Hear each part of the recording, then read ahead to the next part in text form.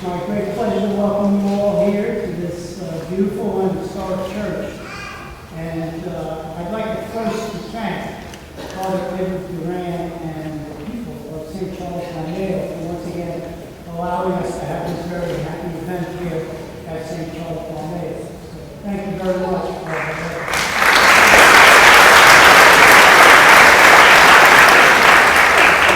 I'd like also to welcome certainly the class of 2014, the first group.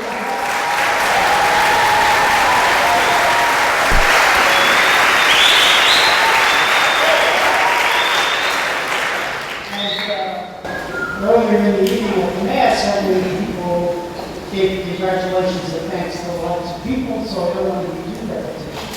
But I do think this would be a great time for the graduates to give thanks and a shout out and to applause to those who have helped them, guided them, and financed them through their education and gotten them to this point.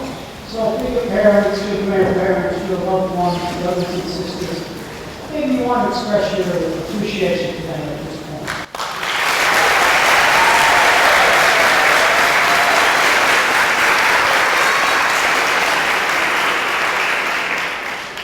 First and foremost, though, we're here to congratulate the graduates. You made it. Congratulations.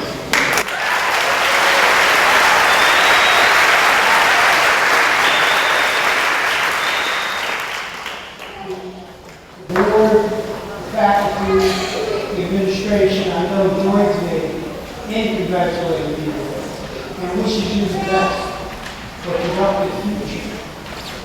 And we hope that as you go forth into the world, as Joe Henry suggested during his closing comments at the end, that you carry these Franciscan values of the church so highly with you.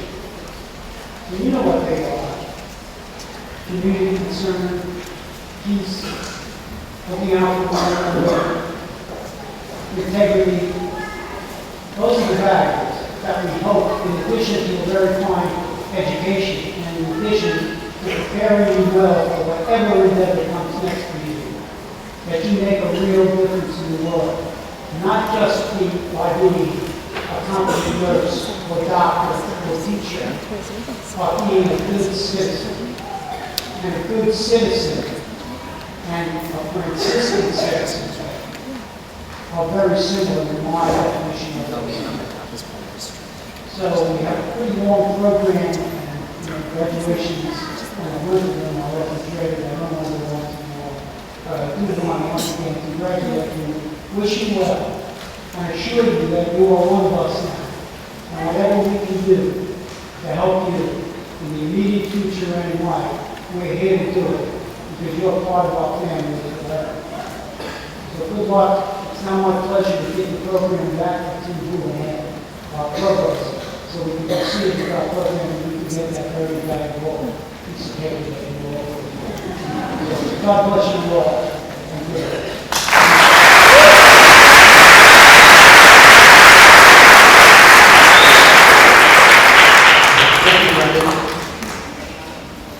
So every day I work with 4 students.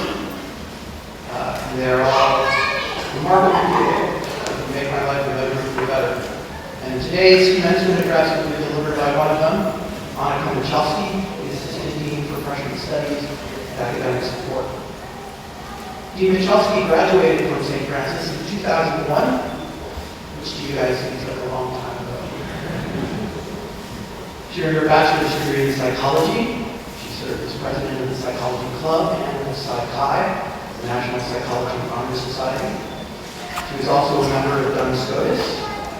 Somehow, she snuck into Phi Alpha Theta, the National History Honor Society. I'm still not sure about that. As well as the Student Government Association. Monica's passion for education led her to Teachers College, Columbia University, where she earned a master's degree in social organizational psychology. In 2002, Monica returned to St. Francis. And during her time with us, she has designed and implemented many programs for at-risk students, including many of you, who have proven that her hard work is worth it. the Career Planning Seminar, Managing Your Future, as well as the Academic Success Program, Removing Obstacles to Success. Monica also oversees Project Access, which is designed to nurture and support academically underprepared freshmen by putting them on a realistic path to academic success.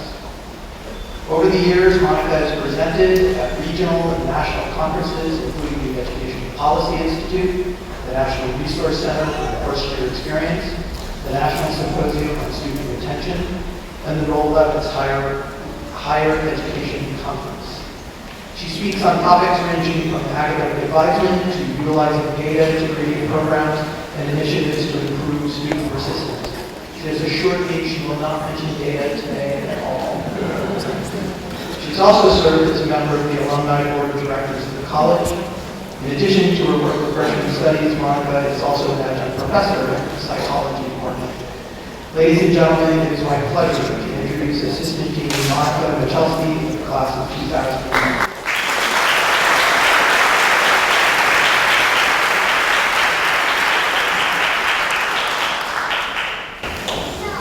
Thank you so much, Provost Houlihan.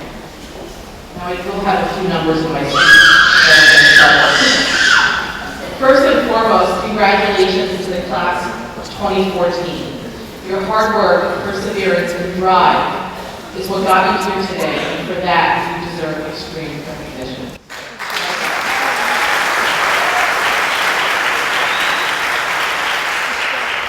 Thank you to the Board of Trustees, Chairman Tully, President Dugan, Executive Vice President Judah Riskin, Provost Timothy Houlihan, and the faculty and staff for selecting me and commencement with you today. Also, thank you for your unwavering support of the college and its students. When Provost Houlihan first asked me to be the commencement speaker, I was extremely honored, and then I became panic-stricken because I thought, I'm going to be 8 months pregnant. Am I nuts? You can't tell me this form-fitting gown, but I am. Then I thought about it a little bit more and realized just how appropriate it is for me to speak with you now, as we share some common experiences. First, I'm also a graduate of St. Francis College, go Terriers. I will be forever grateful to the college for building in me the confidence that I needed to pursue my goals and for instilling in me the Franciscan spirit to give back to the community. Most importantly, though, we're both going through a new phase in our lives. I will become a parent, and you are now college graduates. So we are both starting a journey which will culminate into new and unfamiliar experiences. I'm sure people have or will tell you that once you earn your college diploma, you're going into the real world, and that your life will change as you enter the new stage. Well, people have been telling me the same thing about motherhood. And as we both embark upon new journeys, it is just as important to take a step back and reflect as it is to celebrate and live in the moment. Over the past few months, I've been doing a lot of thinking about what kind of parent I would like to be, what kind of values I want to pass on to my child. And I've also been thinking a lot about all of you, about what I would like you to think about as you go on to your next steps. I decided I wanted to talk about something very fundamental to all of us and to our success, and that is the notion of happiness. It is a common misconception that money, power, material possessions, and success make us happy. Some of us see happiness as something that comes at the end of something. When I finish my thesis, I will be happy. When I graduate, I will be happy. When I meet my soulmate, I will be happy. Once I land that job, I will be happy. While all of those events can produce positive emotions, I have learned that happiness is not an end state, but rather an ongoing feeling that is all too important to be contingent on one life event or many life events. Happiness does not reside at the end of the equal sign, but rather as an initial part of the equation. During my career at St. Francis, I have worked to help students raise their GPA, find direction, and gain confidence, even when obstacles are in the way. I've had the pleasure of working with some of you sitting in front of me right now. My goal was and always is to help students flourish and find that potential. This interest and my own desire to be happier, to find deeper meaning and purpose in life, led me to research positive psychology. For those of you that have not taken my class, I have been teaching a class at SMC in positive psychology since 2007. If you are unfamiliar with this field, positive psychology is a scientific study of the personal qualities, life choices, circumstances, and socioeconomic conditions that promote growth. This field looks at the other side of human development. Not only pathology like depression, anxiety, and negative emotions, but rather joy, strength, love, and happiness. It is a psychology driven on understanding why are some people happier than others. What interventions can actually increase happiness? The major difference between positive psychology and what is viewed as self-help is evidence. Positive psychologists have scientifically studied the happiest people in the world to come up with real research-based ways to help them flourish. So let's think about our happiness for a moment here. Where does our happiness come from? Even if you just close your eyes for 1 second and think about what makes you happy. Years of research in positive psychology found a few interesting things. One is that 50% of our happiness is actually based on our genetic makeup. So you can thank mom and dad for that. While only 10%, oddly enough, is based on our life circumstances. And life circumstances are often what people feel contributes the most to their happiness levels. Oh, he is so lucky versus I was dealt a bad hand in life. But psychologists have found that only such a small percentage actually contributes to our overall happiness. So for those following the map with me, that means that there's 40% contingent on our happiness, and that is choice.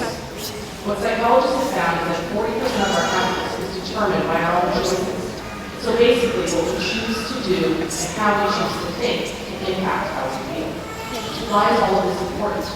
Besides the fact that we are all striving to be happy, well, there is a distinct link between happiness and your success, and probably not in the way that you think. Success doesn't bring happiness, but happiness brings success. It has been found that 75% of job success is actually predicted by individuals with high positivity, optimism, and those who use stressors as a challenge and not as a threat. Research also shows that there are major beneficial side effects of happiness. Happy people live longer, are more productive, and are better citizens. And something you probably want to hear, they earn more money. Well-being should be developed for its own sake and also for the side effects. The great thing I have come away with, and I hope that you can take away today, is that happiness can be taught, it can be learned, and it can be elevated. So knowing about all of the benefits of happiness are great, but we need to understand how exactly we can elevate our natural happiness levels. I won't go into detail on all of the happiness increasing interventions, but I will give you some scientifically proven ways that you can elevate happiness and make a real impact to your success in your life. The first one is embrace mindfulness. Now, mindfulness is intentionally focused awareness of your immediate experience. It's when you are grounded in the present moment. It's moving away from being on autopilot. When was the last time you actually tuned into your world? When was the last time you took your headphones out when you were commuting and observed the people on the train interact with? I know most of you are obsessed now with being connected all the time, texting, Facebooking, tweeting, Instagramming, and basically recording your life's moments and reading other moments every day. I'm sure some of you may be texting right now. And I'm okay with that as long as you're saying it's the best medicine speaker ever in graduation class. But are you too focused on your tweets, your hashtags, your Snapchats, all because you only live once, hashtag YOLO? What happened to living in the moment, actually feeling the moment, being mindful and not mindless during the moment? I remember being on a great safari in South Africa that I had privilege on going on. And I was consumed with taking that perfect picture of the zebra grazing in the land. And then I stopped myself and I remembered mindfulness and I put my camera down and I actually enjoyed and felt the moment. That feeling lasts a lifetime. And I challenge you to tune into your world, not only through social media, but through your senses. Pause to remember each of your transitions, the challenges as well as your accomplishments. Take this day in and feel it. Number 2. Practice increased gratitude. People who express gratitude on a regular, not just occasional, regular basis, have better physical health, optimism, goal attainment, well-being, and they tend to help others more. Gratitude is strongly and consistently associated with greater happiness because it not only helps us relish good experiences, but also helps us deal with adversity. Most of us say that we're always grateful for our family and our friends, and maybe we amp up that gratitude level during holidays like Thanksgiving or special occasions. But what about being in that Thanksgiving spirit 365 days a year? When was the last time you were grateful for the small things that occurred each day in your life that you were happy for? Getting that train on time, listening to your professor give a very thoughtful-looking lecture, or bumping into a friend you haven't seen in a while. I want you to reflect at your time at St. Francis and think about all of the information that you've learned through all of these years, the growth that you've experienced since you got to St. Francis, the people you have met. All of those grateful moments will help put you in the right state of mind for your next steps. If we think of the moments of gratitude on a daily basis, we will not only fill our lives with positive emotions, that is, in a world that can sometimes bombard us with a world of negative emotions, we have deadlines and bills to pay, but we also can keep ourselves grounded so it's really important time. Number 3, increase your positive emotions. Psychologist Barbara Fredrickson found that positivity doesn't just change the actual contents of your mind, it widens the span of possibilities that you see. Doesn't that sound exciting? Wouldn't you want to see more possibilities over less? We know what negative emotions can do for us. Fear makes us want to run. Anger makes us want to attack. Anxiety makes us want to hide. They can protect us. But what do positive emotions do for us? Positive emotions can activate joy in us and can also make us more resilient, creative, and actually better problem solvers. Our brains simply work better when we are in a positive state. Negative emotions cloud our desire to seek new experiences, while positive emotions broaden and build our options and help us complete goals and flourish. Think about how your mind and body changes and how you feel after you smile and laugh versus when you're nervous. What psychologist Ed Diener found is that having one really intense positive experience once in a while does not impact your happiness levels as much as frequent positive emotions do. In other words, the small stuff matters. It's not just about the big positive moments, but the little ones each day. We can choose to make our lives more pleasant and cheerful if we bring those emotions to the situation. You will first have to realize how many times you are experiencing positive versus negative emotions daily. Psychologists have found that on average, 3 positive emotions are needed to combat the physiological and psychological impact of just one negative emotion. It's pretty powerful. Find ways to induce positive emotions in your own life by first being open to them. Try smiling more. I know that can be hard in New York City. Practice acts of kindness, volunteer your time, buy someone a cup of coffee, help someone out that's homeless, just for the sake of it. Trust me, those positive emotions will start to flow and you'll be amazed at the benefits you reap. Number 4, play your strengths. Individuals who invest in their strengths are happier and more successful, period. Believe it or not, identifying your top strengths is also one of the best ways to combat setbacks in life. When people exercise their highest strengths, they tend to feel invigorated, enthusiastic, and feel that their real self is being expressed. Knowing your strengths helps you better understand your uniqueness. While we mustn't ignore the areas that need development, we do need to spend time cultivating the areas that we are strong in, so that we can use those to propel us forward. It keeps our motivation higher, and we will need motivation for all that life will bring. Knowing your strengths and using those strengths to not only enrich your life, but the lives of others, it helps you to find meaning and purpose. I want you to think for a second and ask yourself, what are my strengths? What am I naturally good at? What do others say I'm good at? And back those strengths up with actual examples of using them to have greater impact. These strengths will help you lead to finding what you are most passionate about. And there's nothing better than finding passion in your work and personal life. It works. If you are happy with what you are doing, then you are happier in your everyday life, more productive, successful, and probably even healthier. And finally, number 5, learn to be more optimistic. I'm sure all of you have heard of the glass half full, half empty example. What is interesting about this example is that there's one constant. The amount of liquid does not change in the glass, but rather how 2 people will look at the glass changes. Psychologist Martin Seligman defines optimism as our interpretation of life's successes and failures. He says that focusing only on the negative of any situation is actually a distortion of reality because we're only looking at the one side. Optimists don't take failure personally, but often they view their setbacks as temporary, while pessimists will do the opposite. By interpreting the events as temporary or limited, optimists protect themselves from strong negative emotional reactions, which may undermine their confidence.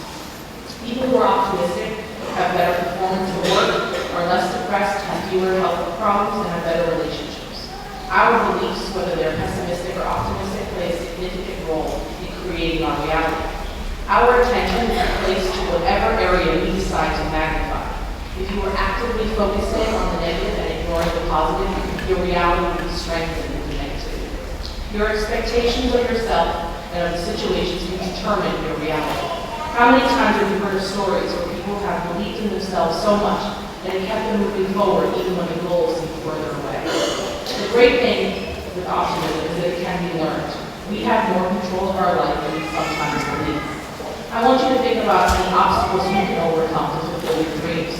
What are some of the areas in your life right now that you will be looking at more often?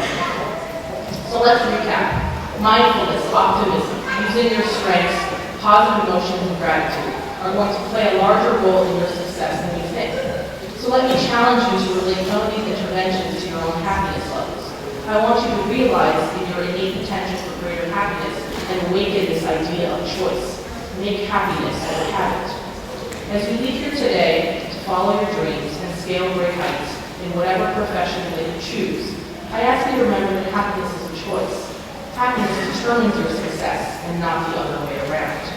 After all of your graduation festivities are over and you party hard, celebrated with friends and family, and told the world on Facebook how great you are, take some time to think about what reality you want to create for yourself. St. Francis has taught you the Franciscan values which have given you the foundation to make the right choices for yourself. And now you have to make the choices to elevate your own happiness. You will have a lot of these choices to make from now on, but remember that they are your choices. In the words of Eleanor Roosevelt, one's philosophy is not best expressed in words, it is expressed in the choices one makes. In the long run, we shape our lives and we shape ourselves. The process never ends until we die. And the choices we are ultimately making are our responsibility. In this overstimulating world, happiness is one small thing that can make a big difference. When you leave here today and commence the next stage of your life, you can choose to follow someone else's path or try to make choices which will make other people happy and do what is expected. Or you can look at all that you've accomplished at St. Francis College and use it as a motivation to venture forth and choose your own path. If there's one thing I have promised myself and my husband as we enter parenthood, is that we will be mindful each day about our experiences so we can try, even with the obstacles we will face, to surround our baby with happiness. I want you to do the same with your life as well, and it can do amazing things in take shape. Thank you again, and congratulations.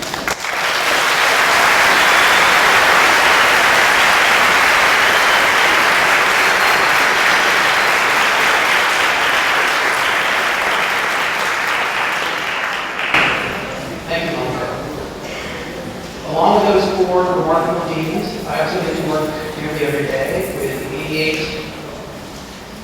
terrific full-time faculty members and 185 part-time faculty members. Today, we take a moment to honor one another. In introducing today's honorary degree recipient, his brother Owen, said later, is the senior member of the college's Department of Philosophy and Religious Studies, Dr. Gerald Gallagher. Remarkably enough, Dr. Gallagher began teaching at St. Francis in 1966. He served as the department's chairman from 1996 to 1999 and was the assistant dean for the humanities for St. Francis from 2000 to 2002. Dr. Gallagher's recent work, focusing on technology and its effect upon human thought and action, stems from his interest in the bearing of medieval theological categories on the origin and development of modern philosophical thought. I hope that sentence makes sense because I didn't write it. But please join me in welcoming Dr. Gerald Gallagher.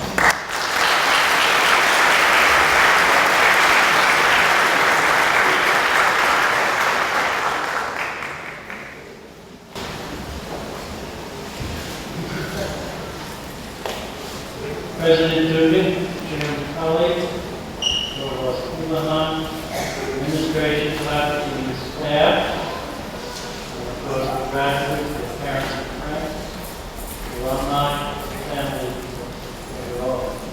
It is a great pleasure for me to have the opportunity to tell you a little bit about my friend and colleague, Dr. Owen here, who is receiving an honorary doctorate today. I first came to know Brother Owen in 1966 when I was a young instructor and he was a student at St. Francis College. Owen had first professed in August 1965 and would take his final vows in August 1970, 1 year after he graduated from St. Francis with his BA. He would go on to earn his master's in English from Notre Dame University and his master's in philosophy from Catholic University of America, where he was named a licentiate. In the years following his graduation, Brother Owen taught at both the elementary and high school levels, including St. Anthony's High School and St. Francis Prep, which is his alma mater. In 1996, when I was chair of the philosophy department, Brother Owen came back to St. Francis College. He was an adjunct for the first year, then became a full-time member of the department in 1997. A few years later, we became office mates, and my student has now become my teacher.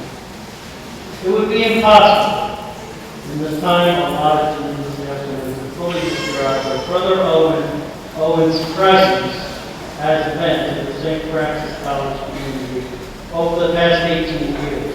He is a respected and revered teacher, an astute and valued colleague, and a kind and thoughtful friend. All that he does is for the good of other people, and he embodies the best of what philosophy has to offer to those seeking a fully human life, a life, in the words of Socrates, that is well worth living. Brother Owen is an extraordinary teacher, patient, challenging, and compassionate. He, of course, seeks to help each student come to an understanding of the course material. But that is only part of the lessons students learn from him. Through quiet conversations, through thoughtful class discussions, indeed, through the examples he provides and the way he lives his life, Brother Owen helps our students learn about themselves and the world around them, teaches them the importance and value of a strong liberal arts education, and provides them with the strength of character and fortitude of thought that helps them make their way in the world. That this way is not merely self-fulfilling, but also a means to help others, is the example he sets for them every day. Of course, it is not just the students who benefit from Brother Owen's strength and compassion. The entire St. Francis community, administration, staff, faculty, and alumni included, are better for having him here.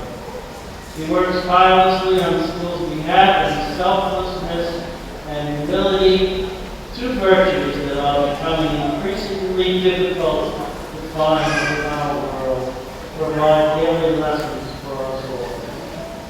Personally, I would just like to thank Brother Owen for being such an extraordinary friend. When we enter this life, we have given a family, but as we move through our lives, we enter that family by choice.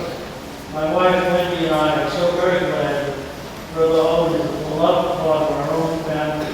He has been a boon companion on many of our travels, and a stalwart and loving supporter of everything we do. I am very glad to have this opportunity to state publicly once again that I am proud of Brother Owen, of the work he has done, and the man he has become. I think of the lines of Chaucer on this great pilgrimage of life: gladly did he teach, and gladly did he learn. For all the foregoing reasons, as well as so many others, I do not have time to mention, St. Francis College is pleased and proud to present the degree of Doctor of Humane Letters, honoris causa, to Brother Owen J. Xavier, colleague teacher and friend of the college class of 1969.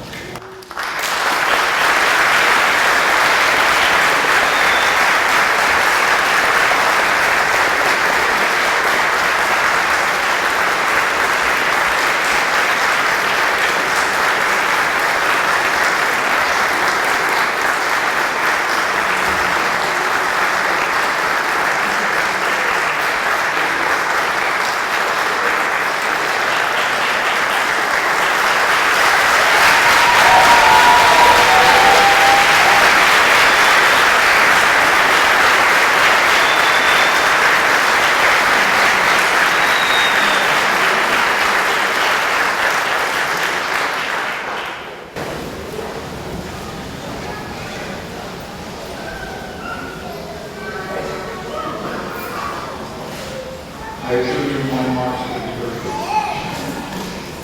First of all, the day belongs to the graduates, to all you who are receiving your degrees from my beloved alma mater. And I'm very honored to share this occasion with you. So first of all, congratulations to all of those people who are receiving degrees today.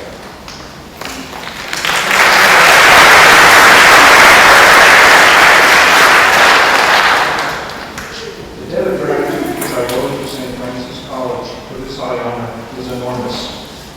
So please forgive me in advance if my expression of thanks is somehow inadequate and incomplete. Still, common decency demands that I first say a few words to a number of people personally. In Thanksgiving, to Brendan Dugan, the president of St. Francis College, to Dr. Timothy Houlihan, the provost, to the distinguished members of the Board of Trustees, and especially Chairman John Tully, to the memory of my beloved mentor and friend, Dr. Frank Monterola, I wish to acknowledge in a special way the presence here today of his beloved wife Mary and his beloved son Michael, dear friends over the years. Thank you so much for being here today.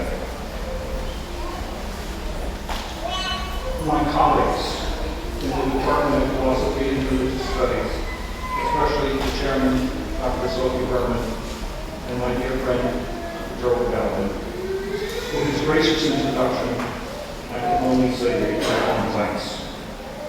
To Brother William Boslett, OSF, Superior General of the Franciscan Brothers, and to all my Franciscan confreres in the Franciscan Brothers, going back to the first brothers who founded the school,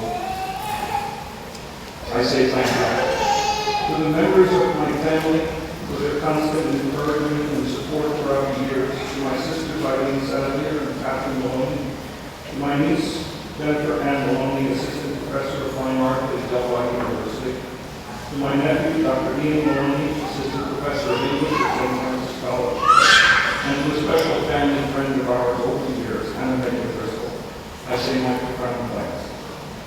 Lastly, to all of my students over the many years who have tolerated my many quirks and overlooked my many flaws, I say to all of you, thank you very much.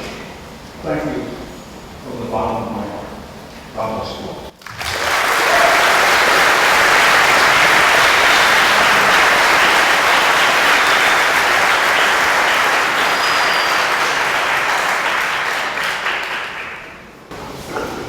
Thank you, brother. It's now my pleasure to introduce your valedictorian. The valedictorian for the January class is Rania Judah, a math education major with a perfect 4.0 GPA.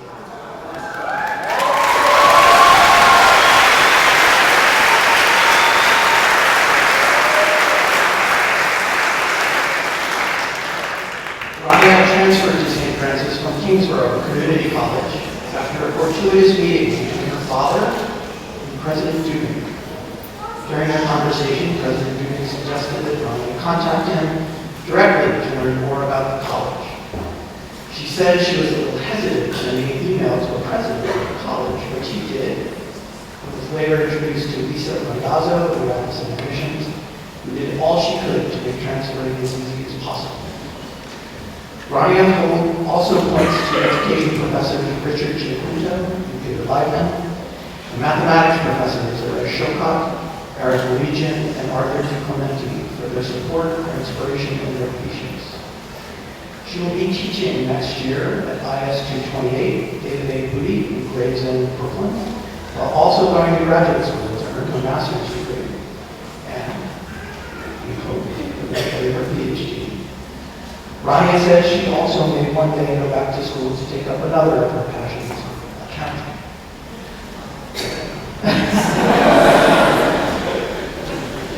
I hope Dr. Horowitz is not here to see my face. It is my honor to introduce our valedictorian, Rania Judah.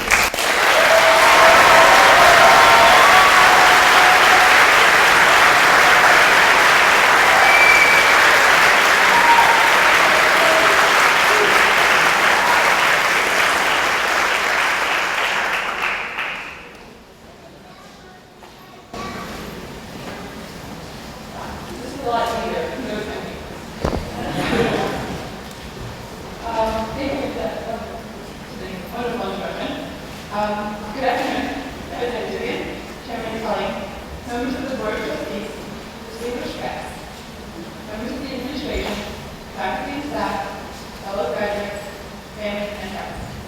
It is truly an honor to be standing in front of you today to deliver the winter commencement speech to the graduating class of 2014. Fellow graduates, I would like you all to take a moment and reflect on the challenges we had to overcome in order to reach this glorious achievement in our lives. We have each lived, laughed, cried, and loved with one another. But no, though this may seem like the end, it is truly only the beginning. A beautiful beginning to the future will be a possibility. St. Francis College is famously known as a small college of big dreams. But within our time here, we were fortunate to make those dreams into our reality. My plans to migrate to the United States to provide their future families with the possibility of the American dream, a life of happiness and success. My family's determination and effort has led me to strive for what most of to be impossible, which is why I would like to thank them for all their immeasurable efforts in helping me through all the challenges I have encountered and for constantly being there for me every step of the way. First, Owen literally guided me through my very first child.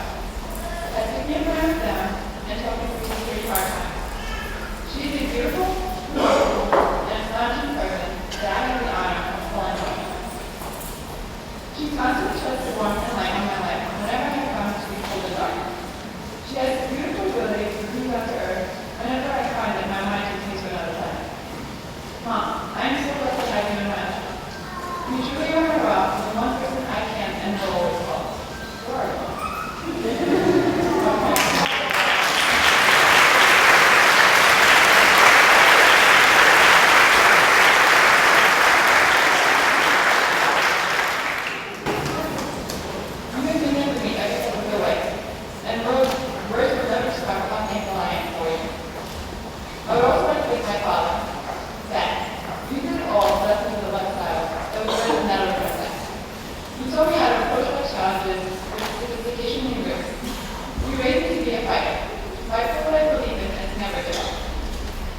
You told me the true meaning behind hard work and happiness. I love you for all that you've done and for all that you go through. I would like to thank my 3 older brothers for putting up with me. You were my protectors growing up, and it is because of you I have amassed wonderful WWE moves, such as the social slam, the HPs, speech and music. You have been there every step of the way, and though I might not say this enough, I would just like to say thank you. To the rest of my family, thank you for walking today. I would like to thank you for all your love and wonderful times that we shared. You will each always hold a special place in my heart. My semester Francis has spoken to me to extraordinary people, to whom I must take a minute to thank. I would personally thank Lisa Mendoza. Lisa was amazing in making my transition to Texas as smooth as possible. If I ever had a question, she was always willing to help me and even squeeze me into her schedule when she was completely booked. After speaking to Lisa, I made my way to the education department, where I met Dr. Wyman, Dr. Buchanan, and Mrs. Lucas. And I've gone above and beyond, for not only myself, but for anyone and anyone who came to see them as their guidance. Great things are also due to me in church. I have gone to see them professionally a select number of times, but every time I have, it is as if speaking to an old friend whose main concern is my well-being. I would like to thank Dr. Carmen, where I met Professor Aristotle, Dr. Earl Shilcock, and Professor Albert Duarte. Each professor needs to know all my missing time. Finally, the friends that I made here. One of the most beautiful qualities of true friendship is to understand it and to be understood. As the eloquent reference in the prayer of St. Francis, you've each touched my life in a beautiful way, and I wish you all joy, laughter, and success in my life. To new friend, Robert Oliva, thank you for everything. Your kindness has gone a long way. Although I mentioned a long list of people, each name is worth the mention, but without a helping hand for a review. For after all, we were all on this earth. We are all on this earth reaching for similar goals. So why not help one another through our tiring and difficult journey? Growing up, my father always said, people will try to take everything away from you. Stop you from reaching the sky. But the things they can never take away are your knowledge, your ambition, and your dedication to work hard, do well, and do better. I always spent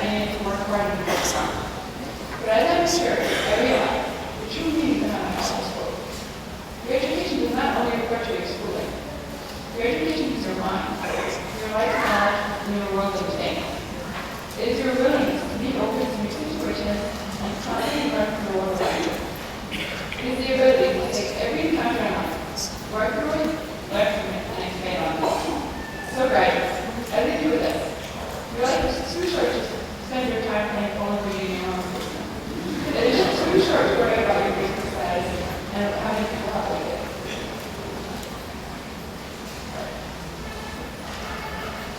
You need to get out into the real world and develop the right knowledge, share it, and share love. For life is short, youth is finite, and the opportunity in our hands. Congratulations to the class of 2014. I wish you all a beautiful and healthy life.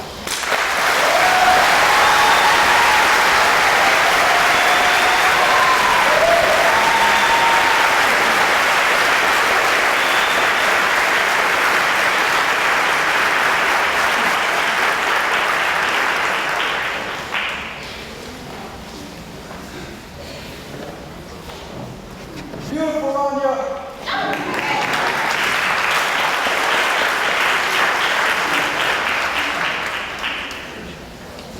Thank you. Okay. So stop texting. It's time to get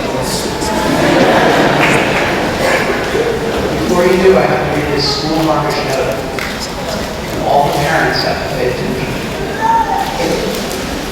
Please, no one is permitted in the aisles to take photographs. You will have an opportunity to obtain photographs through the photography staff and to take photos after the ceremony. Not that much of a school.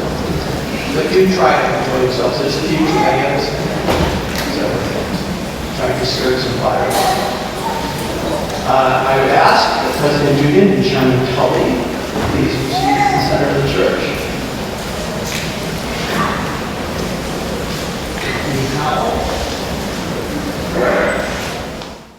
Candidate for Associate in Arts, Lauren Sanseverino.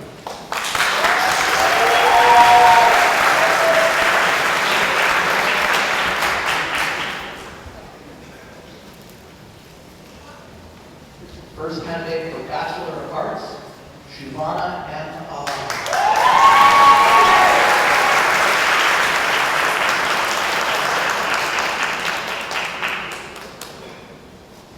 Fuad K. Ali, magna cum laude.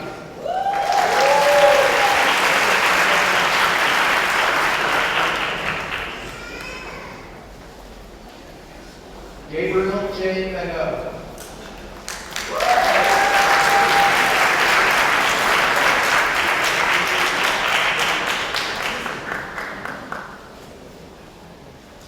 Damien J. Barretta.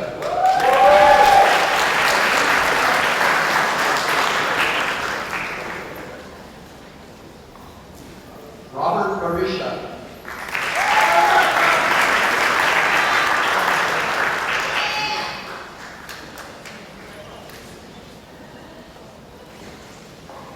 Romina Levin.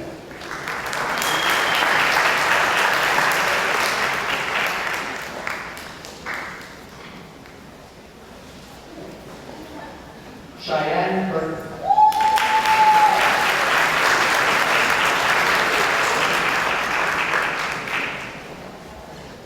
Anthony J. Konya.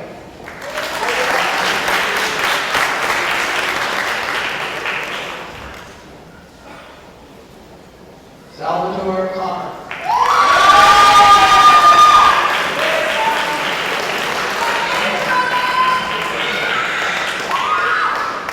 Yvonne Conte.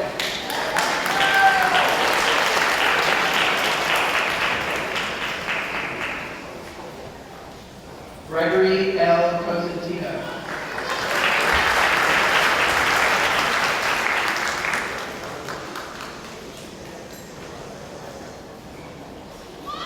Danielle N. De Niro, cum laude.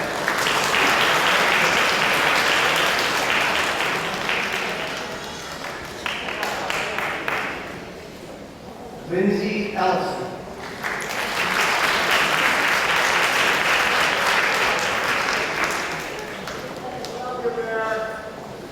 Thomas S. Engesser.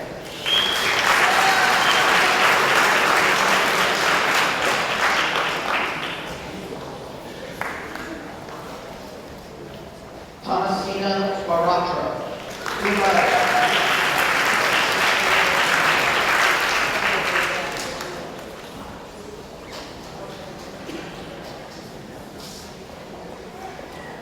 Lauren A. Garofalo.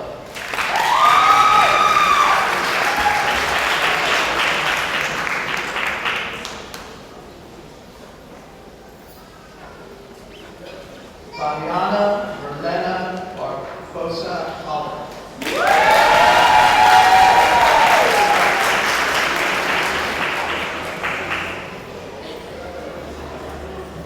Patrick E. Jablonski.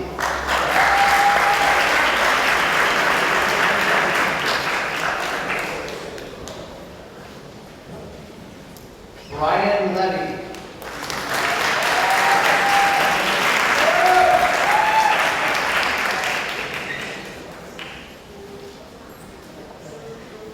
Justin J. Lopez.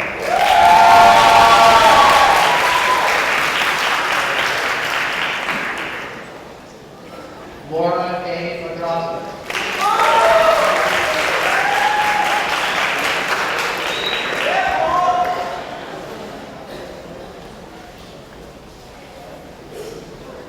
Sarah Mayutin, magna cum laude.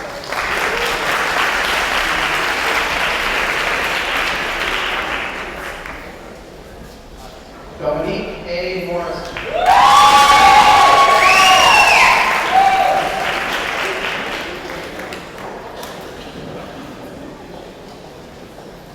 Leslie Palacio.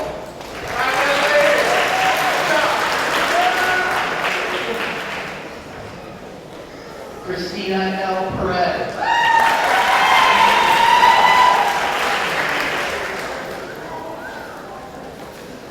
And receiving both a Bachelor of Arts and a Bachelor of Science degree, Natalia Bach.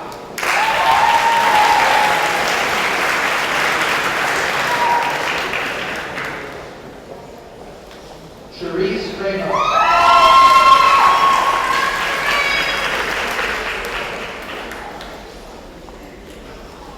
Ashley Romero.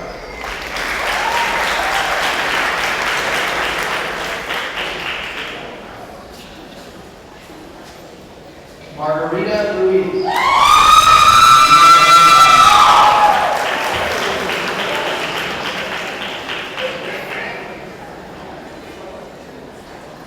Shannon A. Ruiz.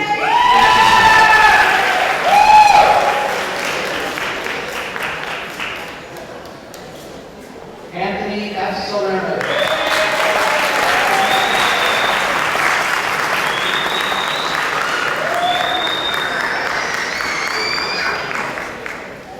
Siamese A. Santana.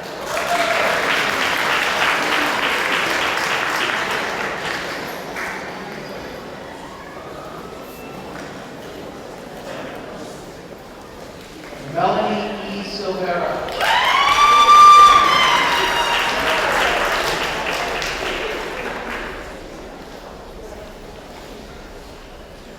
Slavica Stepanovic.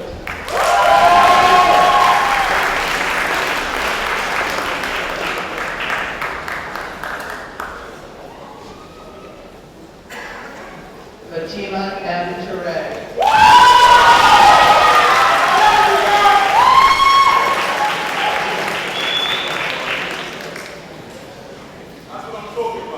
Crystal S. Weiser.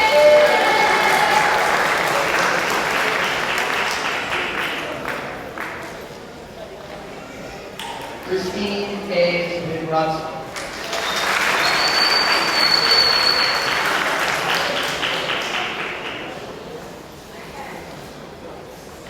And the candidates for Bachelor of Science, Christopher A. Acciarelli.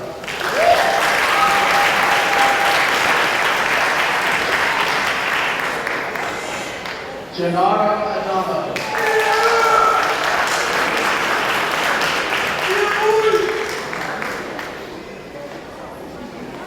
Thomas P. Alberto.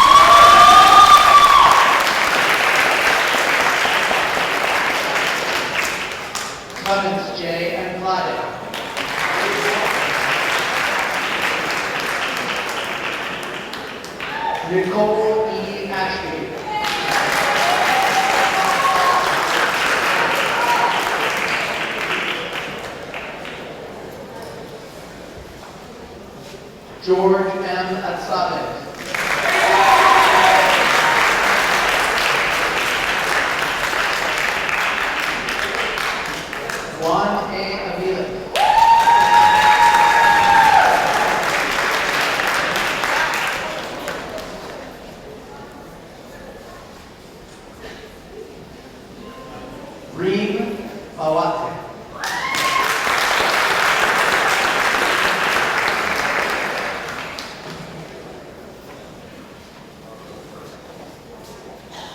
Paul E. Becker.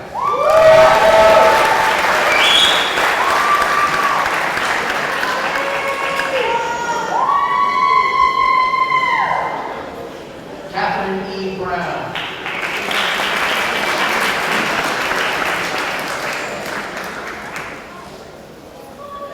Karen A.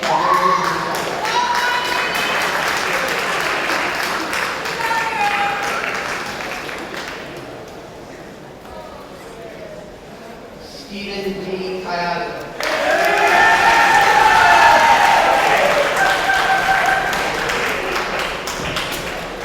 Anthony J. Caruso, magna cum laude.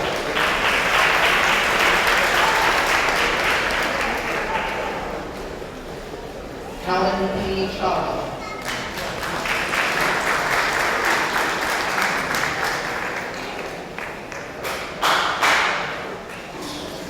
Johanna K. Clausen.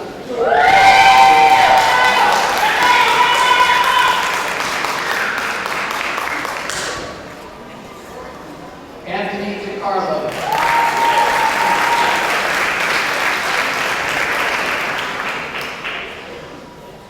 Kenneth M. Downey.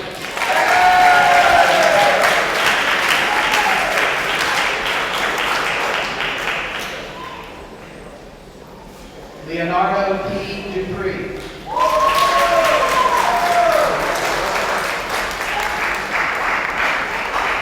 Nancy Faustin.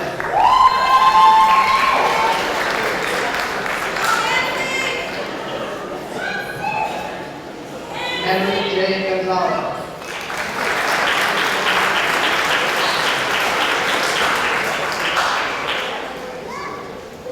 Skylar S. Hamilton.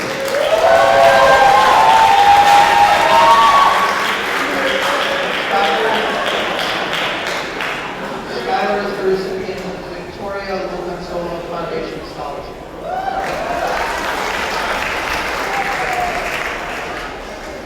Malone T.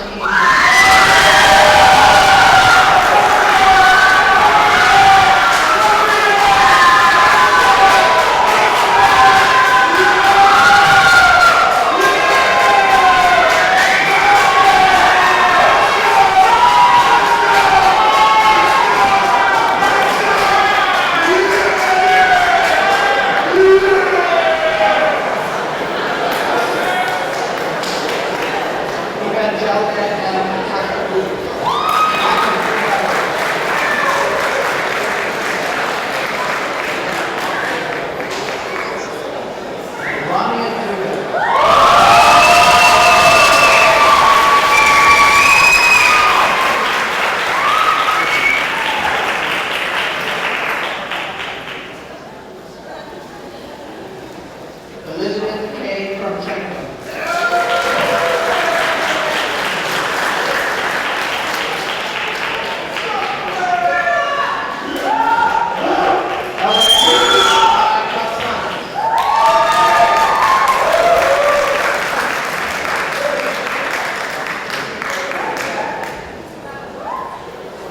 Maggie M. Lee.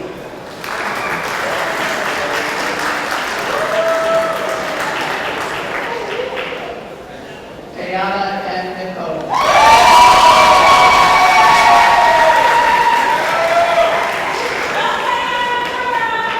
Thomas J. McKernan.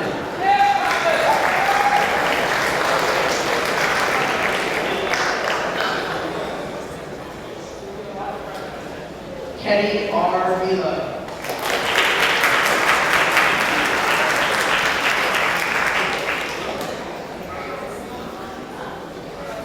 Cynthia Nunez Andino.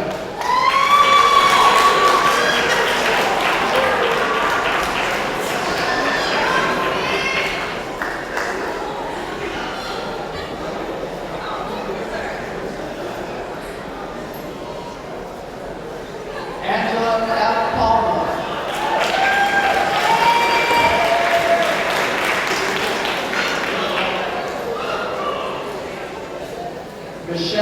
valedictorian.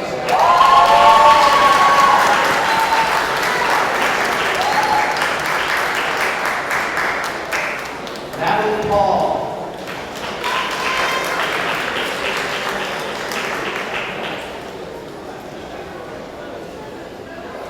Javier A. Rauter.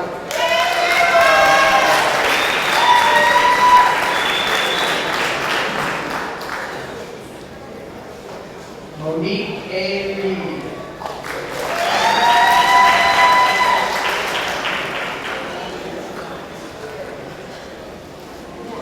Michael G. Rosado.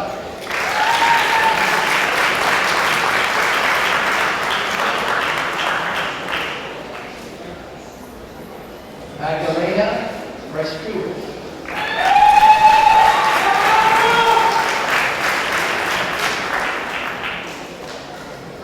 Janine J. Sherlock.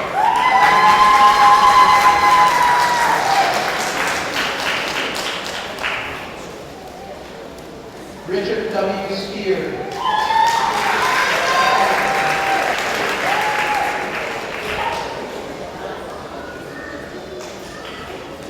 Danielle J. Sullivan.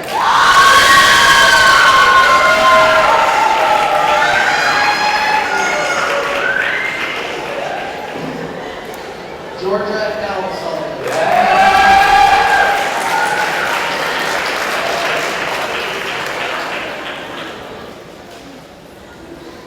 Anthony J. Schofield.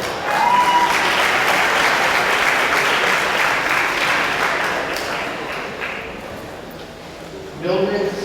Thurman.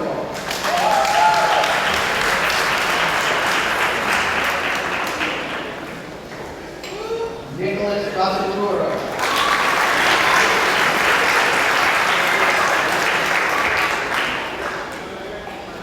Andrew J. Zenny.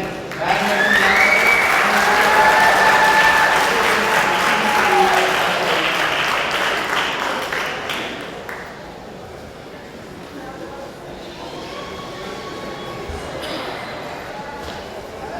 Nobody else wants to play?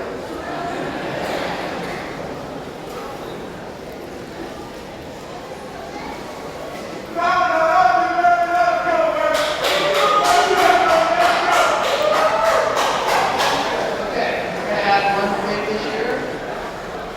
The graduates will all stand up. I'm going to do this fairly for me, but you're going to move little tassels from the right-hand side out the front.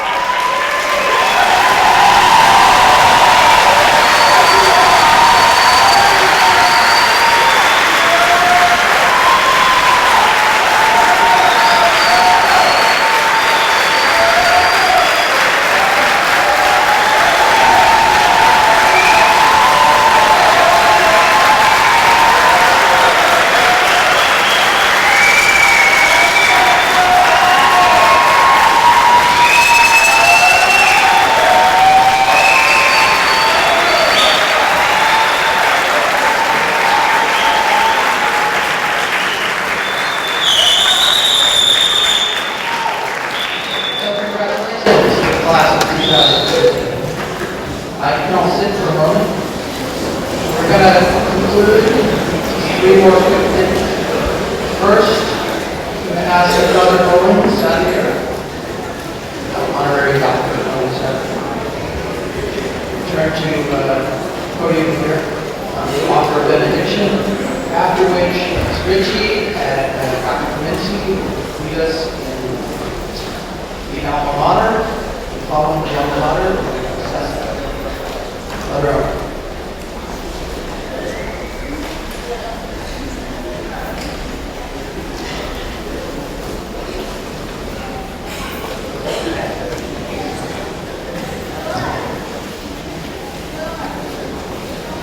Let us recall God's presence and the ceremony.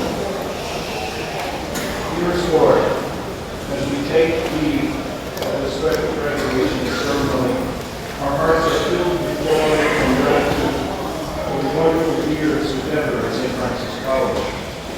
For the love and support of our families, we are very grateful. For the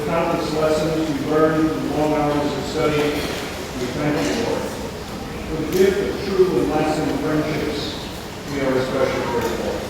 At the same time, Lord, as we offer you thanks as we leave this ceremony today for all the good things of our yesterdays, we seek your continual guidance and blessings on the greater challenges of all of our tomorrows.